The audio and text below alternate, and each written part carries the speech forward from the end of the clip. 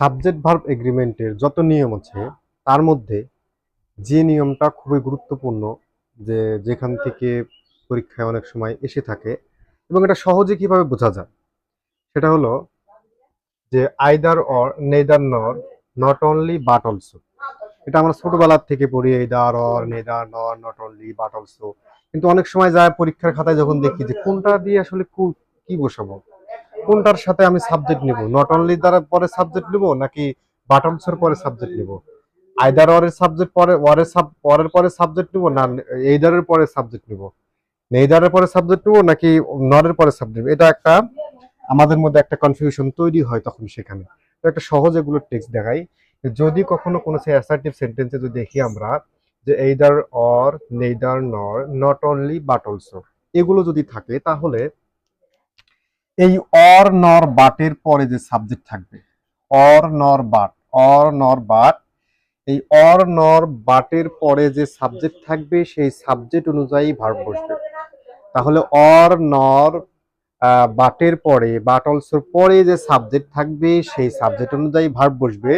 তাহলে এখানে হচ্ছে এইদার অর, তারপরে অরের পরে যে সাবজেক্টটা থাকবে সেটা অনুযায়ী ভার্ব বসবে। এক্সাম্পল দেখি, either Rahim or his brothers, or his brothers, এখানে অর আছে, এটা হলো অর। আমরা দেখলাম যে এইদার অর, অর আছে, তাহলে কি বুঝবো যে অরের পরে যে সাবজেক্ট রাখবে সেই সাবজেক্ট অনুযায়ী ভার্ব নেব। অরের পরে সাবজেক্ট কি হিজ ব্রাদার্স, এটা সিঙ্গুলার না প্লুরাল, ব্রাদার্স এস আছে, নাউনের সাথে যদি এর যোগ হয় তাহলে সেটা হয় প্লুরাল, ভার্বের সাথে এর যোগ হলে সিঙ্গুলার, এটা তো আমরা সবাই জানি। Either Rahim or his brothers, বললাম যে এখানে যেহেতু এস আছে, ব্রাদার এখানে প্লুরাল ফর্ম ব্যবহার করা হয়েছে, সেজন্য এখানে আর ব্যবহার করা হয়েছে, অর্থাৎ ভার্বটা হলো প্লুরাল। তাহলে either Rahim or his brothers are going to attend the conference. এরপরে বলা হয়েছে neither the moon, neither the moon নর the stars war visible last night. Neither the moon নর the stars war visible, stars মানে কি, stars মানে star মানে সূর্য, star মানে সূর্য, আর তাহলে এখানে স্টার্স প্লুরাল ফর্ম ব্যবহার করা হয়েছে।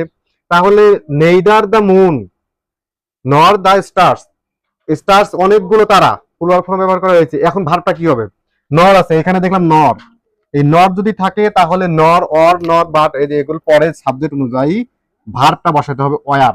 এখানে আমরা যদি ওয়াজ দিতাম তাহলে কিন্তু ভুল হবে, কেন, এখানে নর আছে, নরের পরে সাবজেক্টটা দেখতে হবে কি হবে, তাহলে অর নর বাটের পরে যে সাবজেক্ট হবে এই সাবজেক্ট অনুযায়ী ভার্ব হবে, একদম ক্লিয়ার। তাহলে অর নর বাট অলসোর পরে সাবজেক্ট অনুযায়ী ভার্ব বসবে।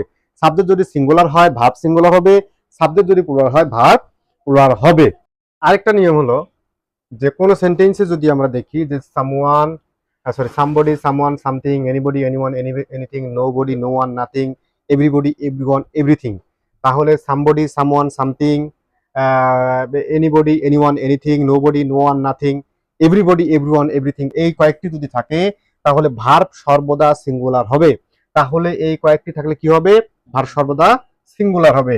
সামওয়ান বলছে সামওয়ান হ্যাজ, হ্যাজ কি সিঙ্গুলার নাকি প্লুরাল, হ্যাভ হলো প্লুরাল, হ্যাভ হলো প্লুরাল, আর হ্যাজ, হ্যাজ সিঙ্গুলার।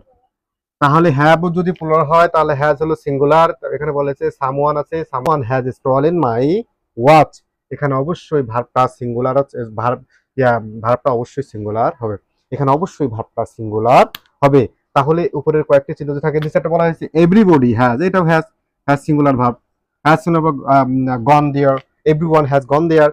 তাহলে somebody, someone, something, anybody, anyone, anything, nobody, no one, nothing, everybody, everyone, everything, এই কয়েকটি যদি থাকে কোনো বাক্যের সাবজেক্ট হিসেবে তাহলে ভার্ব সর্বদা সিঙ্গুলার হবে। আর কোনো সেন্টেন্সে যদি থাকে one of, each of, either of, neither of, any of, one, each, either, neither, any, এদের সাথে যদি অফ যুক্ত থাকে তাহলে এগুলো বাক্যের সাবজেক্ট হিসেবে থাকলে ভার্বটি সর্বদা কি হবে, সিঙ্গুলার হবে, ভার্বটি কি হবে, সিঙ্গুলার হবে। তাহলে one of, either of, neither of, any of, এগুলো যদি কোনো বাক্যের সাবজেক্ট হিসেবে বসে তাহলে ভার্ব কি হবে, সিঙ্গুলার হবে।